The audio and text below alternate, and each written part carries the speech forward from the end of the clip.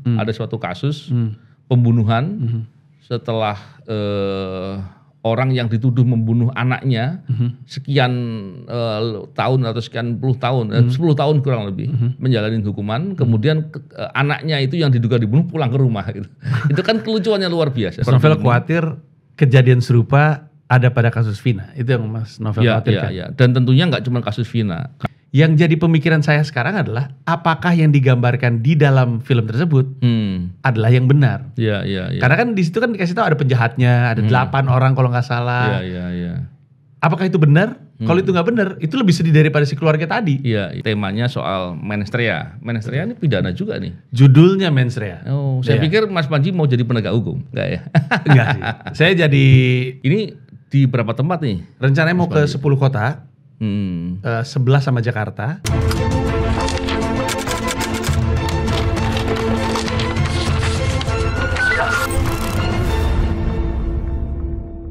Bismillahirrahmanirrahim. Assalamualaikum warahmatullahi wabarakatuh. Salam integritas. Alhamdulillah kembali berbincang di podcast ini. Kali ini kita membincang terkait dengan masalah banyak hal ya. Cuman karena tamu kita spesial, kita berbincang dengan Mas Panji. Apa kabar Mas Panji? Baik Mas Novel. Wah luar biasa. Terima kasih sudah menyambut saya untuk ini kali ke-2 ya? Apa kali ketiga? Tiga rasanya. Tiga, iya benar.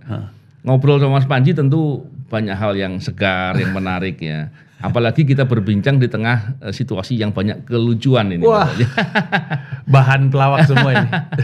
Saya tentunya di podcast ini sering membicarakan soal KPK karena banyak sekali hal-hal yang kemudian lucu sekali. Karena KPK yang mestinya harus melakukan tugas berantas korupsi justru malah dibicarakan karena praktek korupsi. Kan sesuatu hal yang luar biasa, ngeri lagi. Dan kita tentunya masa-masa sekarang di mana KPK sedang memilih pimpinannya karena proses ini akan dilalui dan kita berharap semoga tidak terjadi lucu-lucuan lagi lah. Cukup Mas Panji dan teman-teman aja. Tapi peluangnya gimana Mas? Peluangnya bakal lucu-lucuan apa nggak lucu-lucuan nih kalau dilihat dari sejauh ini? Saya khawatir lucu-lucuan kalau nggak diawasi. Karena begini.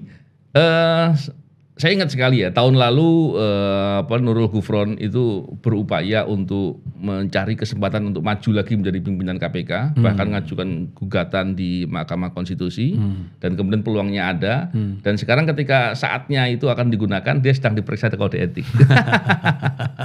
Jadi peluangnya untuk menjadi pimpinan KPK yang dia upayakan dari setahunnya lalu terhambat. Iya, terhambat atau suram.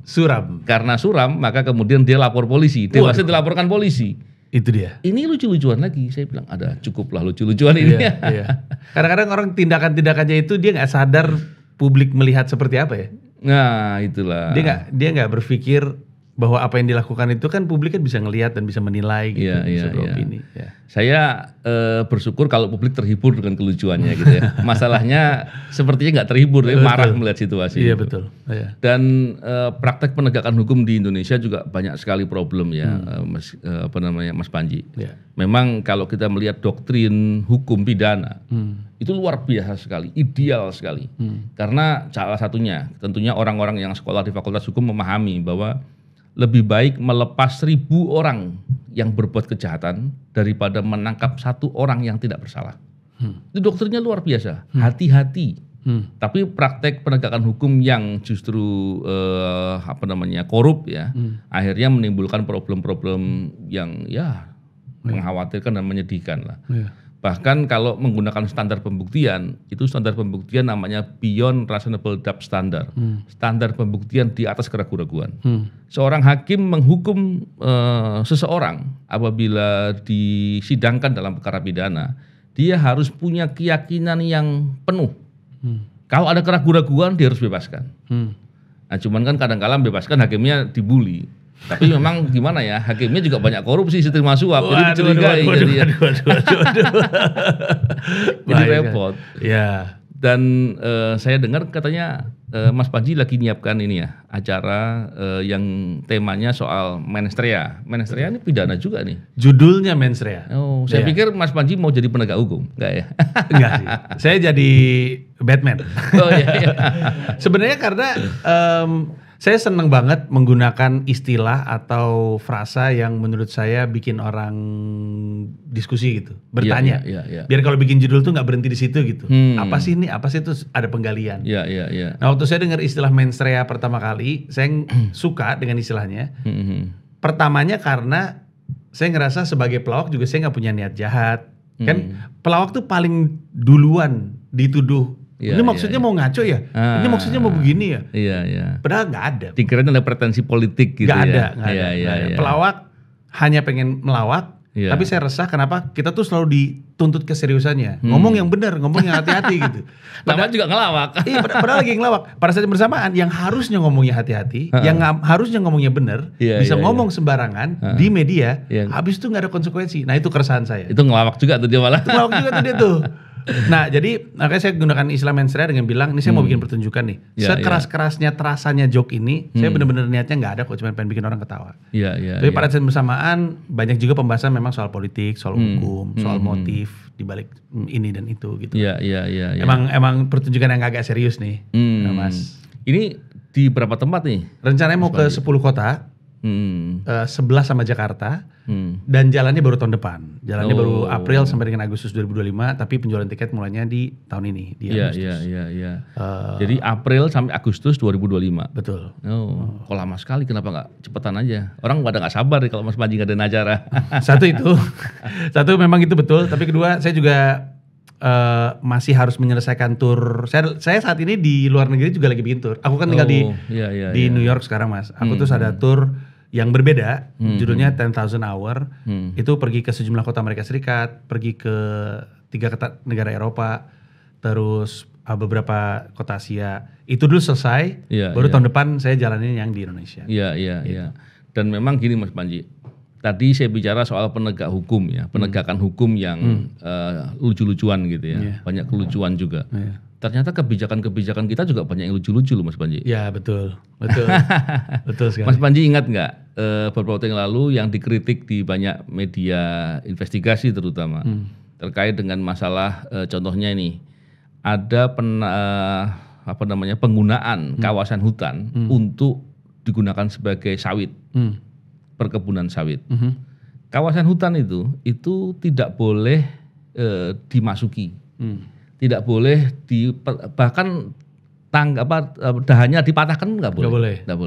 Jadi sangat rigid sekali. Dan penggunaannya tentu untuk kepentingan lingkungan ya.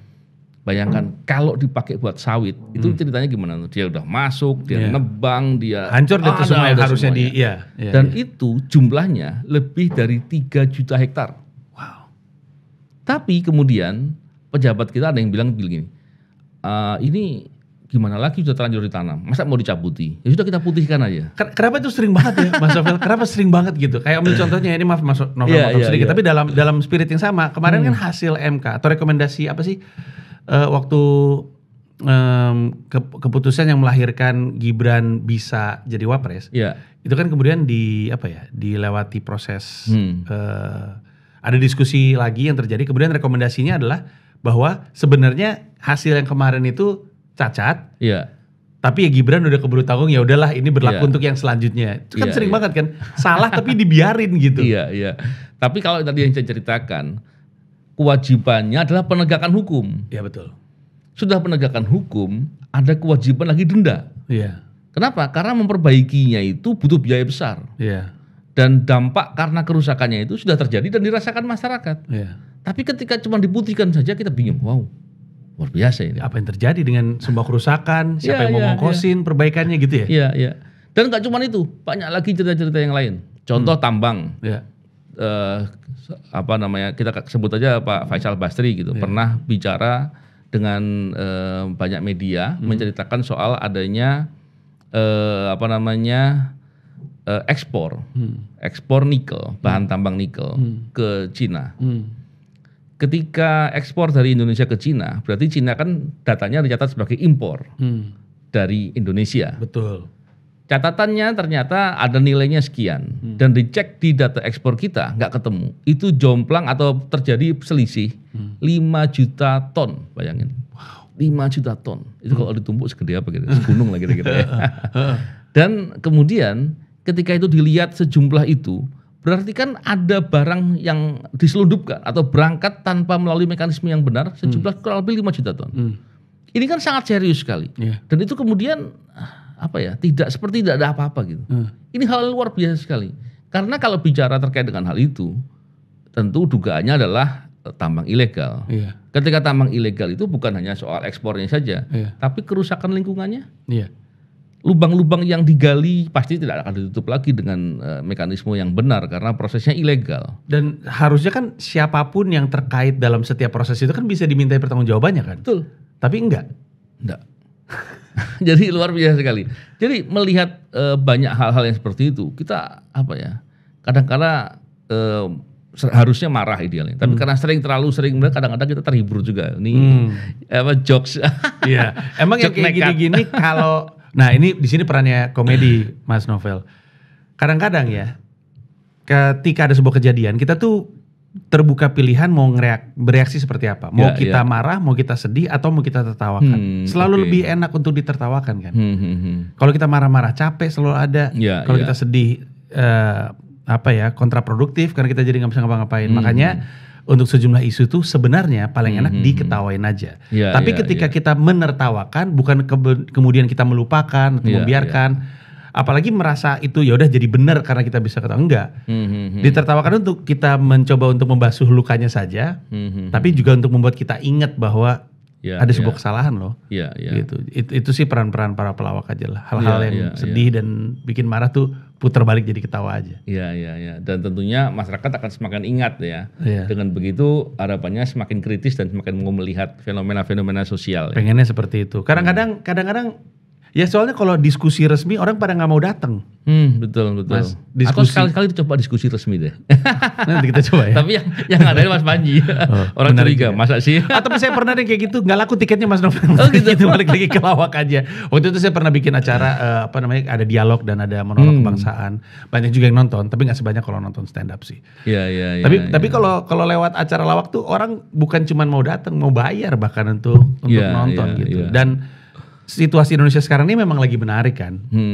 Kepeduliannya semakin baik dan pemahaman politiknya juga sebenarnya semakin baik lagi. Oh gitu ya. Keyakinan saya seperti itu. Jadi enak kalau sekarang kita mulai ngomongin isu-isu serius dengan komedi gitu. Jadi Iya. Menurut saya. Ngomong-ngomong acaranya ini di kota mana aja nih? Ada banyak kotanya, masih saya rahasiakan. Tapi pokoknya intinya kota-kota ini adalah kota-kota yang saya rasa enak untuk didatengin karena memang penonton stand up yang menarik, atau perlu untuk didatengin karena kotanya kota yang penting. Iya. Pasti Jakarta dong ya. Satu itu. Ada banyak sebenarnya kota-kota. IKN juga termasuk. Waduh. Nanti saja. Kalau ngelihat kemarin rumahnya siapa yang gede banget ya? Yang kemarin Pak Basuki ya? Pak Basuki Hadi Mulyono. Rumahnya kan gede banget itu. Iya. Jadi kelihatannya wah ini agak-agak ribet di sana, ntar aja lah kalau udah settle. Iya. Tapi memang ada sejumlah kota yang akan didatengin 11 kalau sama Jakarta, di luar Jakarta ada 10. Iya. Ya, ada banyak kota-kota yang menarik. Menarik sekali nih. Kalau judulnya Ministerial pasti ada kaitan dengan tindak pidana korupsi jangan-jangan ya. Betul sekali. Sebenarnya contoh tindak pidana korupsi, nah ini saya nggak tahu ya Mas Novel, izin kalau misalkan saya agak lancang gitu ya. Tapi saya tuh punya keyakinan, dan moga-moga saya nggak apa-apa ngomong kayak gini, tapi saya punya keyakinan apa yang terjadi dengan Pak Jokowi dan Gibran maju dan bahwa dinasti politik itu dicontohin dari atasnya langsung, itu tuh ngasih kecenderungan yang buruk karena nanti dinasti-dinasti politik kecil di beberapa daerah jadi terbenarkan gitu. Rakyat waktu itu tuh terutama pendukungnya Pak Jokowi dan pendukungnya Pak Prabowo itu banyak yang nggak terima kalau kita menganggap itu sebagai dinasti politik dan tidak merasa ada yang salah. Banyak yang kayak gitu. Emang kenapa? Kenapa? Kan dipilih sama rakyat gitu. Padahal pada saat yang bersamaan ada banyak kota, kabupaten, daerah di Indonesia yang jadi korban dari dinasti politik. Contohnya satu yang di Kabupaten Bogor ya kalau nggak salah, yang kakak beradik. Yang pertama, kalau nggak salah ada Rahmat Yassin. Betul. Kan Rahmat Yassin dulu itu kan di Kabupaten Bogor kalau nggak salah. Ditangkap, habis itu adiknya ya. Terus ditangkap juga. Iya betul. Nah ini kayak gini-gini nih, contoh-contoh kayak gini nih. Mas Novel terkait waktu itu? Saya bukan yang menangani, tapi rekan-rekan ya yang ikut menangani. Dan saya masih di KPK waktu itu. Iya. Benar, atau dugaan saya benar atau salah bahwa dinasti, kalau kita ngelihat ada seorang kepala daerah yang keluarga terlibat, itu tidak selalu, tapi layak untuk kita waspadai gitu. Iya, benar nggak? Biasanya memang begitu, karena kan kalau kita lihat pemilihan pejabat atau terutama pemilihan langsung ya, itu kan ada korelasinya dengan modal. Dan biasanya ketika orang yang punya modal besar itu punya peluang lebih besar untuk jadi, karena ya kita tahulah proses demokrasi kita masih banyak masalah ya. Dan modal besar itu pasti dikaitkan dengan praktek korupsi sebelum atau setelahnya. Sehingga ketika praktek dinasti politik itu pasti akan mempengaruhi proses demokrasinya dan pasti akan berkaitan dengan praktek korupsinya dan dampaknya pasti yang rugi masyarakat lah. Dan itu banyak terjadi. Sekarang nggak cuma di kabupaten kota, Mas Panji, desa sekalipun ada. Oh iya? Iya, kepala desa pun sudah ada yang orang-orang itu aja, keluarganya, istrinya dan seterusnya. Iya, itu kan sebenarnya ini juga untuk membantu saya mengerti dan untuk membuat yang nonton ngerti. Itu kan intinya adalah misalnya ya katakanlah ada sebuah desa, bapaknya korup, bapaknya ketangkep, istrinya masuk untuk melanjutkan dalam tanda kutip kesalahan yang terjadi, kejahatan itu, dan supaya tidak terungkap, gitu nggak sih? Iya kan? Karena biasanya orang kalau berbuat korupsi itu nggak satu perbuatan, banyak. Penegak hukum kadangkala sengaja, ada juga yang mungkin sengaja, ada yang pula mungkin karena keterbatasan informasi atau waktu ya, sehingga nggak semua bisa diusut. Dan kemudian proses untuk digantikan pejabat itu digantikan oleh keluarganya, itu bisa punya peluang untuk menutup-nutupi. Karena biasanya saksinya kan juga pegawai-pegawainya, orang-orang dekatnya. Kalau masih berkuasa, ya dia punya peluang untuk menutupi lagi. Jadi misalkan bapaknya kena, untuk memastikan orang-orang yang tidak diganti, maka bagian dari keluarga tersebut yang melanjutkan supaya orangnya bertahan, supaya tidak terbongkar. Begitu terus. Ya, banyak begitu. Tapi kenapa, jadi saya nanya nggak apa-apa ya Mas ya. Kenapa menurut Mas Novel, rakyat masih memilih nama, atau karena memang hanya karena kucuran uang yang keluar? Hanya karena itu? Ya memang kalau saya pahami begini, masyarakat banyak yang awam ya, banyak yang awam, banyak yang tidak mendapatkan informasi yang cukup, sehingga mudah teralihkan ataupun terframing ya oleh orang-orang tertentu yang sengaja membuat seolah-olah nggak ada masalah. Sekarang begini, terminologi baik, orang ini baik, baik itu bagaimana? Baik itu apakah yang suka memberi uang, ataukah yang suka tersenyum? Atau yang bagaimana gitu. Jadi seringkali menjadi bias. Ada beberapa praktek yang dilihat di ketika KPK ketika saya masih di sana, itu ada beberapa koruptor-koruptor yang besar, itu tampilan kepribadiannya baik. Bahkan mungkin sering memberi uang, padahal yang diberi mungkin Rp1 gitu ya, yang diambil 1 juta gitu. Artinya nggak ada ini sama sekali. Dan dengan aparat-aparat lainnya pun begitu. Bahkan banyak juga atau tidak kurang di antara mereka itu juga berbuat baik tanda kutip kepada aparat penegak hukum lainnya. Sehingga nggak tersentuh. Nah, inilah yang kemudian menjadi masalah. Sedangkan ketika kita bilang ini ada fakta begini begitu, enggak kok, dia baik. Nah, tadi baiknya seperti apa? Memang saya punya contoh, tapi contohnya agak ngaco sih. Ada film Mas Novel judulnya Fast and Furious, tapi saya lupa yang keberapa, yang settingan di Brazil. Terus penjahatnya bilang gini, saya ini nggak kesentuh, soalnya semua orang itu saya kasih fasilitas, saya kasih kemewahan, dan dengan itu dia setia sama saya. Dan itu kan kurang lebihnya yang terjadi kan. Orang-orang dikasih, kan koruptor nih, aduh maaf banget, tapi koruptor kan sering banget naik hajiin orang di sekitar dia. Dan orang-orang ini jadi happy kan.